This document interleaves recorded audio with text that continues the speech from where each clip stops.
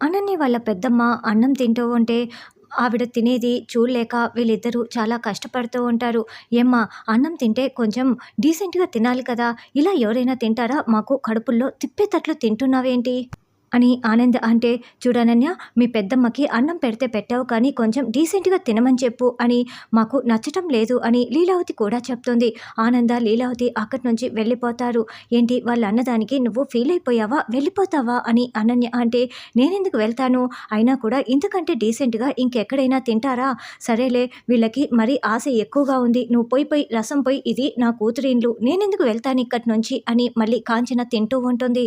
తర్వాత దర్శన్ అన్నం తినకుండా ఇంకా ల్యాప్టాప్లో వర్క్ చేసుకుంటూ ఉంటే తలుపు దగ్గరే చాటుగా ఇదంతా చూస్తున్న శరణ్య, దేవుడా దేవుడా, ఆయన అన్నం తిని మనసు మార్చుకోవాలి, నన్ను దగ్గరికి తీసుకోవాలి అని వేడుకుంటూ ఉంటుంది. అప్పుడే దర్శన్ అన్నం ప్లేట్ వైపు చూసి అన్నం తిందామని అన్నం తింటూ ఉంటాడు.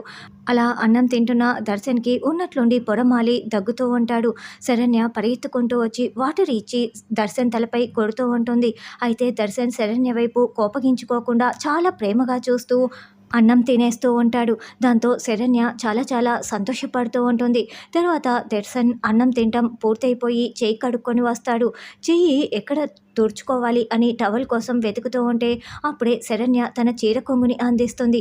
దర్శన్ చాలా ప్రేమగా శరణ్య చీర కొంగుని అందుకొని చెయ్యి తుడుచుకుంటూ శరణ్య వైపు ప్రేమగా చూస్తూ, "నువ్వు చాలా బాధపడ్డావు కదా! నేను నిన్ను చాలా తిట్టాను, చాలా బాధ పెట్టాను. నువ్వు అన్నీ భరిస్తూ నాపై నువ్వు ప్రేమ చూపిస్తున్నావు కదా" అని దర్శన్ అడగటంతో అవునని శరణ్య చెప్తుంది. "థ్యాంక్ యూ శరణ్య, నేను ఎంత కోపగించుకుంటున్నా కూడా నువ్వు అన్నింటినీ భరిస్తూ నాపై ప్రేమ చూపిస్తున్నావు, నా టెంపర్ని భరిస్తున్నావు. Thank you so much. నువ్వు అర్ధాంగిగా నా మనసుని గెలుచుకున్నావు శరణ్య" అని దర్శన్ చెప్తూ ఉంటే శరణ్య చాలా చాలా సంతోషపడుతూ ఉంటుంది. తర్వాత దర్శన్ శరణ్యని బెడ్పై కూర్చోపెట్టి, "అపార్థాల నడుమ నా కళ్ళు మూసుకుపోయాయి. నేను నిన్ను తప్పుగా అర్థం చేసుకున్నాను. అసలు ఇంత అందాన్ని నా కళ్ళ ముందర పెట్టుకొని నేను ఎలా ప్రవర్తించాను? నేను నిన్ను దూరం పెట్టి చాలా పెద్ద తప్పు చేశాను. సారీ శరణ్య. ఇక నువ్వు నా ఊపిరి, నువ్వే నా శ్వాస. నిన్ను నా శ్వాసగా నా గుండెల్లో దాచుకుంటాను. నువ్వే నా భార్యవి. నేను నీకు ఎలాంటి కష్టం రానివ్వను. నేను నిన్ను చాలా బాగా చూసుకుంటాను శరణ్య ఇక మీదట" అని దర్శన్ చెప్తూ ఉంటాడు.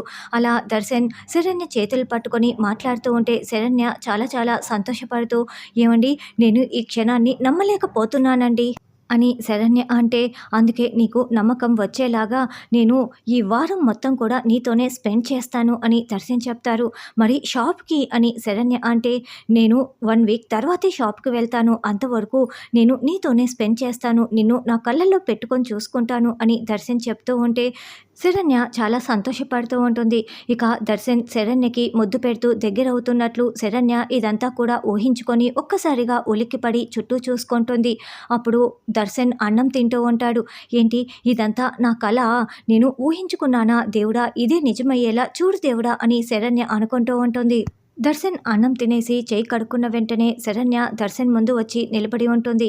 "చూసింది చాలు కానీ ప్లేట్ తీసుకువెళ్ళు. మళ్ళీ అది ఇది అని వచ్చి నన్ను డిస్టర్బ్ చేయకు. వెళ్ళు వెళ్ళు, ఏంటి ఇంకా అలాగే చూస్తున్నావు" అని దర్శన్ అరుస్తూ ఉంటాడు. ప్లేటు పట్టుకు వెళ్తున్న శరణ్య, "అదేంటి, రాములమ్మ ఇచ్చిన మందు పనిచేయలేదా" అని అనుకుంటూ వెళ్తూ ఉంటుంది. తర్వాత కాంచన, "ఏందమ్మీ, ఈ ఇంట్లో యువరాణిలా రాజ్యం ఏలుతున్నావా? ఏం చేస్తున్నావు? అంతా నీ గ్రిప్‌లోనే ఉంది కదా" అని కాంచన అడుగుతూ ఉంటే, "పాములు కదుపుతున్నాను" అని అనన్య అంటుంది. "పాములా? అదేంటి, అవి ఉండేది వైకుంఠపాళిలో కదా" అని కాంచన అంటే, "నేను ఈ ఇంట్లో కదుపుతున్నానులే. ఇప్పుడు ఇక్కడ బలైపోయేది లహరి" అని చెప్తూ వెంటనే లహరికి ఫోన్ చేస్తూ ఉంటుంది. లహరి పక్కనే పడుకున్న ప్రకాష్ కాస్త ఫోన్ రింగ్ అవుతూ ఉండటంతో లహరిని చూసుకుంటూ పక్కనే పడుకొని ఉన్న ప్రకాష్ కాస్త ఆ ఫోన్ని చూసి, "ఓ, ఇంటి దగ్గర నుంచి ఫోన్ కాల్ వస్తోందా" అని ఫోన్ని కట్ చేసి, "I need to spend 1 more hour" అని అనుకుంటూ కాల్ని కట్ చేస్తూ ఉంటాడు. "ఎస్, వాడే కట్ చేస్తూ ఉంటాడు, నాకు తెలుసు" అని అనన్య అనుకుంటూ ఉంటుంది. అయ్యయ్యో, లహరి ఫోన్ కట్ చేస్తోంది అని కావాలనే ఆనంద లీలావతి వినేలాగా అరుస్తూ ఉంటుంది. అప్పుడే అటుగా వెళ్తున్న వాళ్ళిద్దరూ వినేసి, "ఏంటి, లహరి ఫోన్ తీయట్లేదా, కట్ చేస్తోందా" అని ఆనంద టెన్షన్ పడుతూ అడుగుతూ ఉంటే, "అవును అత్తయ్య గారు, నేను చేస్తుంటే ఫోన్ తీయట్లేదు. అసలే ఈ కాలంలో రోజులు బాగోలేవు కదా. ఉదయమనంగా వెళ్ళింది. ఎక్కడికి వెళ్ళిందో తెలీదు. ఇంకా రాలేదు. నాకు కూడా టెన్షన్‌గా ఉంది అని అంటే, "ఏంటి ఆనంద లహరి ఎప్పుడు ఇలా చేయదు కదా! ఏమై ఉంటుంది?" అని లీలావతి టెన్షన్ పడుతూ ఉంటుంది. లహరి బయటికి వెళ్ళిన 1 అవర్‌లో తిరిగి వచ్చేస్తుంది. పైగా ఫోన్ కూడా తీస్తుంది కదా! ఎప్పుడు ఇలా చేయలేదు కదా! అని లహరి వాళ్ళ నాన్న అనడంతో, "అవునండి. అదే నాకు కూడా టెన్షన్‌గా ఉంది. ఏమైందో ఏంటో" అని ఆనంద టెన్షన్ పడుతూ ఉంటుంది. బయటికి వెళ్ళిన ఆడపిల్లని కనిపెట్టుకు ఉండాలి కదా అత్తయ్య గారు అని అనన్య అంటోంది. అవును కదా ఆనంద, మళ్ళీ కాల్ ట్రై చేయండి, ఇలా వదిలేయకూడదు అని లీలావతి చెప్తుంది. ఉండు నేను కాల్ ట్రై చేస్తాను అని లహరి వాళ్ళ నాన్న చేస్తూ ఉంటే మళ్ళీ ప్రకాష్ ఆ కాల్ని కట్ చేస్తూ స్పృహలో లేని లహరిపై మళ్ళీ బలాత్కారం చేస్తూ ఉంటాడు. అదేంటి నా ఫోన్ కూడా కట్ చేస్తోందంటే ఏమై ఉంటుంది అని వాళ్ళ నాన్న టెన్షన్ పడుతూ ఉంటే, ఏవండి మీ ఫోన్ కూడా కట్ చేస్తుందంటే ఖచ్చితంగా ఫోన్ లహరి చేతిలో ఉండి ఉండదు అని ఆనంద అంటుంది. ఏందమ్మీ సీన్ ఇక్కడ బాగా రసవత్తరంగా ఉందే, ఇదంతా నీ పనేనా అని కాంచన అడగటంతో, నేను పాములు కదుపుతున్నానని చెప్పాను కదా, ఇది లహరి పాము. ఇప్పుడు ఈ లహరి పాముతో నేను ఈ ఇంట్లో చూడు ఏం చేయబోతున్నానో, ఈ ఉమ్మడి కుటుంబాన్ని ఉండలా చుట్టి విసిరి పడైపోతున్నాను. ఇక్కడ నా అట్మాస్ఫియర్ కూడా చేంజ్ కాబోతోంది అని అనన్య చాలా గొప్పగా కాంచన్‌తో మెల్లగా చెప్తూ ఉంటుంది. ఉండు నేను లహరి వాళ్ళ ఫ్రెండ్స్‌కి కాల్ చేసి తెలుసుకుంటాను అని వాళ్ళ నాన్న కాల్స్ చేస్తూ ఉంటాడు. తరువాత నిద్రపోతున్న దర్శన్‌కి ఉన్నట్లుండి చాలా తీవ్రమైన కడుపు నొప్పి వస్తుంది. వామిటింగ్స్ కూడా అవుతూ ఉంటాయి. తీవ్రమైన కడుపు నొప్పి వామిటింగ్స్‌తో కుప్పకూలిపోతూ ఉంటే, అప్పుడే శరణ్య అక్కడికొచ్చి "ఏవండీ, ఏవండీ ఏమైందండి?" అని ప్రశ్నిస్తూ ఉంటే, "ఏయ్ నన్ను తగలొద్దు" అని దర్శన్ అరుస్తూ ఉంటాడు. "ఏవండీ ఇలా కూర్చోండి" అని దర్శన్‌ని కూర్చోపెట్టు, "అత్తయ్య గారు, మామయ్య గారు త్వరగా రండి" అని శరణ్య కేకలు పెడుతూ ఉంటుంది. "దర్శన్, దర్శన్ ఏమైంది? ఏమైంది శరణ్య?" అని ఆనంద అందరూ ప్రశ్నిస్తూ ఉంటారు. "ఏమో అదే నాకు కూడా అర్థం కావటం లేదు అత్తయ్య గారు. ఉన్నట్లుండి కడుపు నొప్పితో విలువిల్లాడిపోతున్నారు. తల పట్టుకుంటున్నారు. వామిటింగ్స్ కూడా అవుతున్నాయి అత్తయ్య గారు" అని శరణ్య చెప్తుంది. "అయ్యో దర్శన్ ఇలా రా, ఇలా వచ్చి పడుకో" అని దర్శన్‌ని పడుకోపెట్టి "అర్జెంటుగా డాక్టర్‌కి కాల్ చేయండి" అని చెప్తూ ఉంటారు. దేవుడా నా భర్తకి ఏమీ కాకుండా చూడు తండ్రి, ఏంటి తండ్రి ఇలా చేశావు అని శరణ్య వేడుకుంటూ ఉంటుంది. ఇది పైవాడు రాసిన రాత కాదు శరణ్య, ఇది నేను రాసిన రాత. ఇది పగతో నేను రాసిన రాత.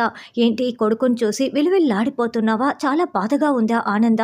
నాతో పెట్టుకుంటే నేను ఎంతకైనా తెగిస్తాను, ఎంత దూరమైనా వెళ్తానని చెప్పేదానికి ఇది శాంపిల్ మాత్రమే. ఇంకా ముందు ముందు చాలా ఉంది అని అనన్య మనసులో అనుకుంటూ ఉంటుంది.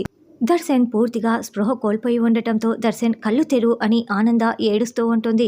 అయ్యో దర్శన్కి ఏమైందో ఏంటో అని లీలావతి కూడా టెన్షన్ పడుతూ ఉంటుంది. అప్పుడే రోహిత్ డాక్టర్ని తీసుకురావటంతో, డాక్టర్ గారు చూడండి డాక్టర్ గారు అని ఆనంద ఏడుస్తూ ఉంటుంది. ఇక డాక్టర్ చెక్ చేసి ఏదో ఒక ఇంజెక్షన్ ఇస్తారు. డాక్టర్ గారు స్పృహలోకి ఎప్పుడు వస్తాడు, ఏమైంది చెప్పండి అని ఆనంద అడుగుతూ ఉంటే, స్పృహలోకి రావడానికి కాస్త సమయం పడుతుంది, ఏమైందో చెప్తాను, మీరు ఇలా పక్కకు రండి అని డాక్టర్ బయటికి వెళ్తాడు. చాలామంది వీడియో సబ్స్క్రైబ్ చేయకుండా చూస్తున్నారు. దయచేసి సబ్స్క్రైబ్ చేసి ఛానల్కి సపోర్ట్ చేయగలరు. మొదటి 1000 మంది ఛానల్కి ఎంతో అవసరం. Please subscribe and like this video.